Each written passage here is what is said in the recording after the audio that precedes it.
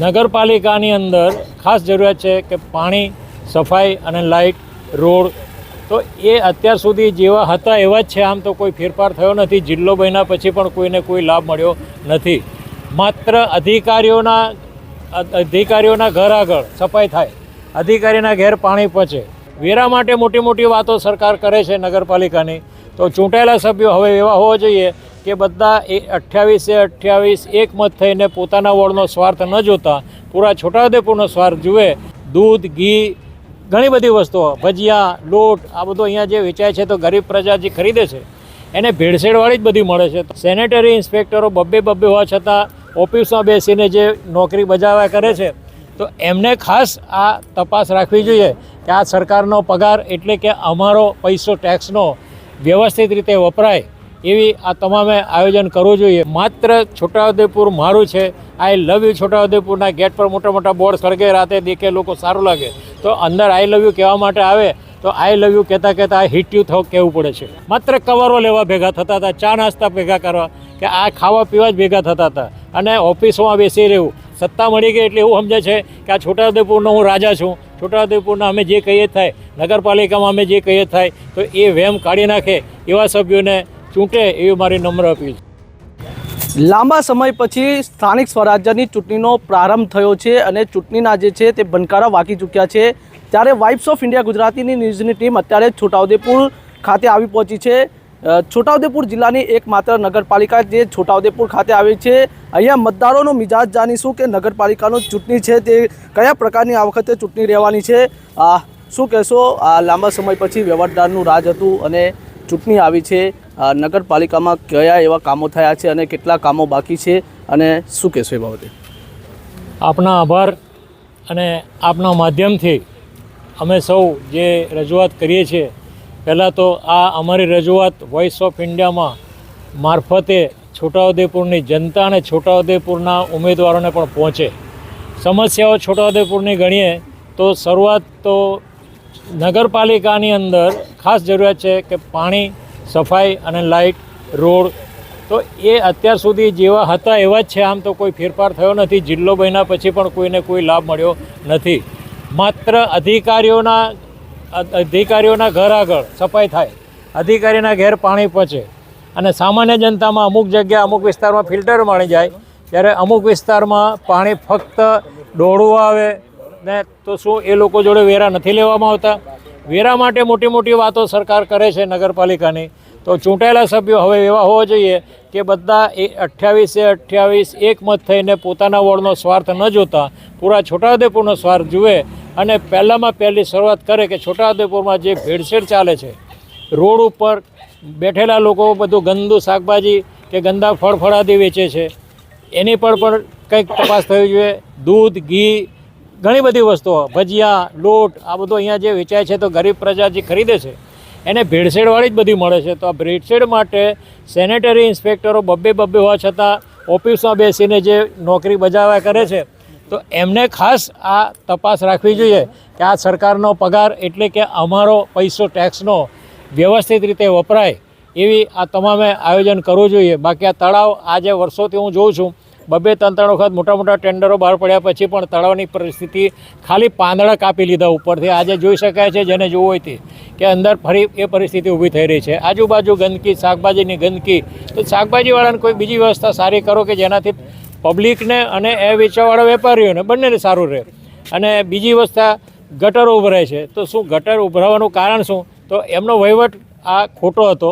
પણ ઠીક છે કે આ વહીવટદાર જ્યારથી આવ્યા છે થોડો ઇન્ટરેસ્ટ લઈને થોડુંક સાંભળે છે, પણ સાંભળ્યા પછી એમને કામ કરવાની તાકાત પર કાપ મૂકવામાં આવે છે. કે કેટલાક સભ્યો એવા છે, અત્યારે હાલમાં કોઈ 28માંથી કોઈ પણ એક સભ્ય સત્તા પર નથી, છતાંય ત્યાં ઓફિસમાં જઈને તેને કંઈ ને કંઈ કાન ભંભીણી કરે છે અને કોના આગળ કરું ને કોનું ન કરું એવી જ વાતોમાં પડેલા હોય છે. મારી નજરે મેં જોયું છે.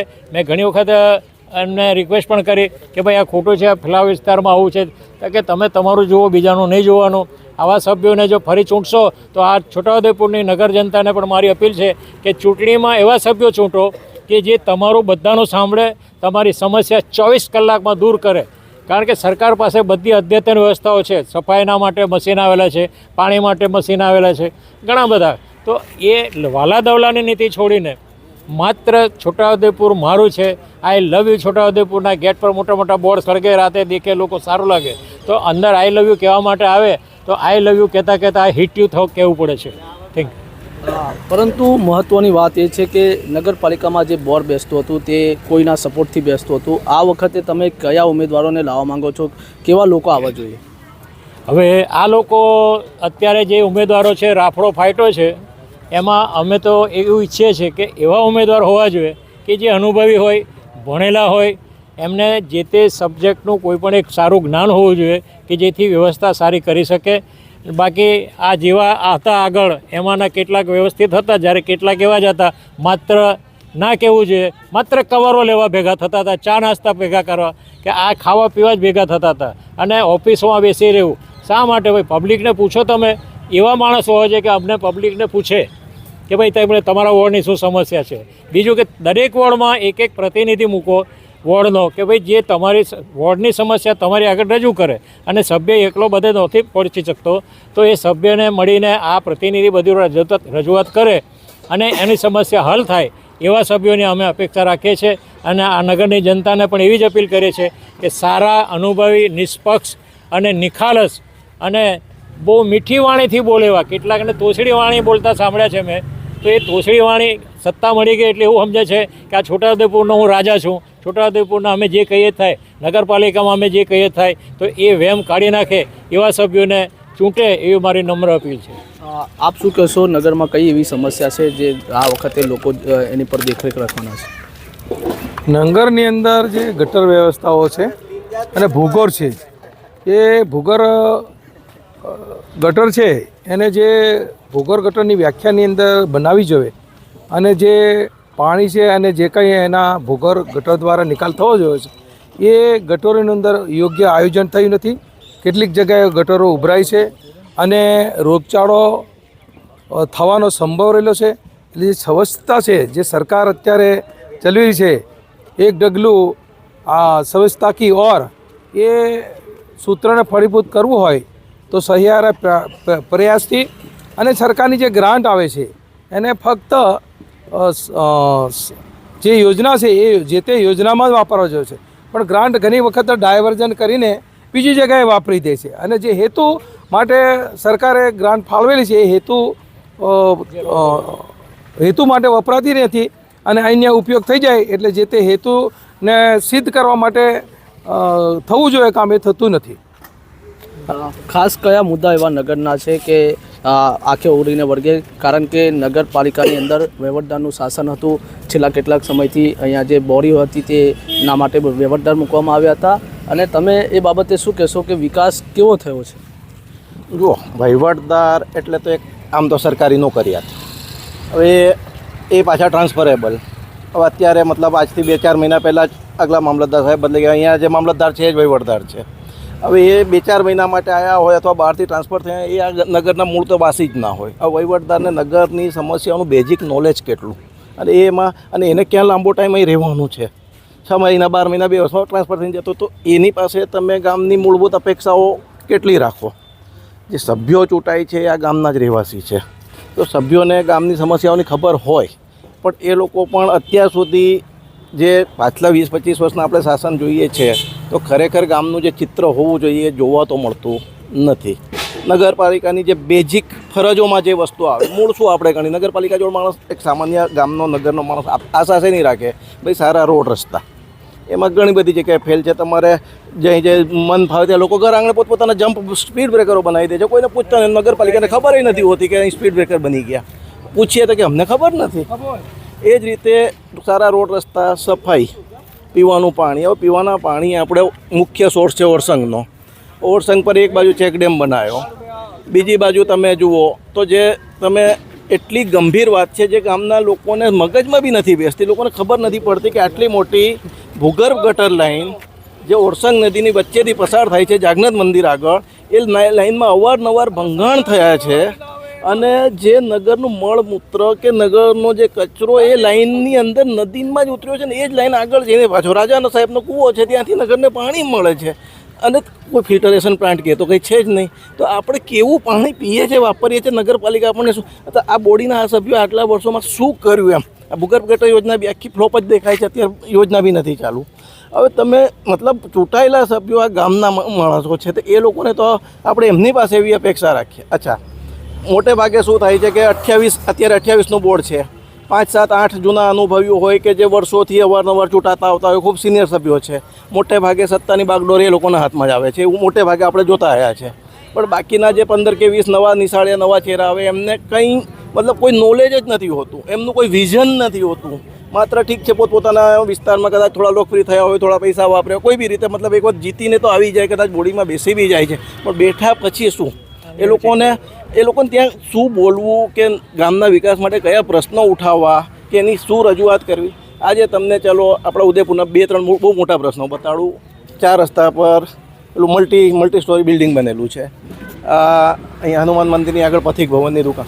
આજે આ કરોડો રૂપિયાનું પાલિકાનું ઇન્વેસ્ટમેન્ટ છે, જે તદ્દન વેસ્ટ અત્યારે પડ્યું છે. આજે કેટલા વર્ષથી 8-10 વર્ષ એમાં સરકારે એના અભિપ્રાયો આપ્યા છે કે આમાં કરોડો રૂપિયાનું સરકાર નુકસાન થયું પાલિકાની બેદરકારીથી. તો સભ્યો શું કરે છે, કોઈ એના માટે કોઈએ પ્રયત્ન કર્યો? મેં એમ કહું, એની ફાઇલો જ્યાં અટકી હોય તો જે તે સમયના પ્રમુખોની કોઈ તાકાત નથી, કોઈ એમની કોઈ આવડત નથી, એમની કોઈ ફરજ નથી કે કલેક્ટરમાં અટકી હોય, કોઈ હેતુફેરમાં અટકી, કોઈ બી વસ્તુમાં અટકી છે, તો એમણે જઈને એક ગામના પ્રતિનિધિ તરીકે કેમ કશું નિકાલ નથી? આજે બી આ વર્ષોથી કરોડોના ઇન્વેસ્ટમેન્ટ અટકાયેલા છે.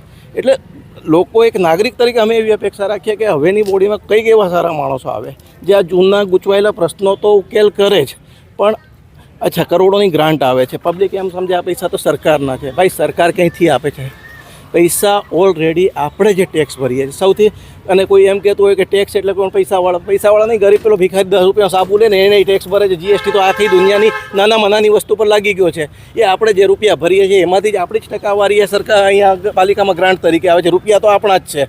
હવે એ રૂપિયાનો ગેરવહીવટ થાય, ખોટું આયોજન થાય, પૈસા બધા વેડફાઈ જાય, તો આપણે તો પબ્લિક તરીકે એમ વિચારે કે મારે શું એમ કે સરકારના પૈસા છે ને એ લોકો ખાય તો ખાવા માટે જ. આ ખોટું છે. પબ્લિક એવી સિન્સિયરલી વિચારવું પડશે કે એ પૈસાનો જો વેડફાટ થાય છે કે ભ્રષ્ટાચાર થાય છે તો એ આપણે જ જોવાનું છે અને આપણે જ એને અટકાવવા માટે પ્રયત્ન કરવાનો છે.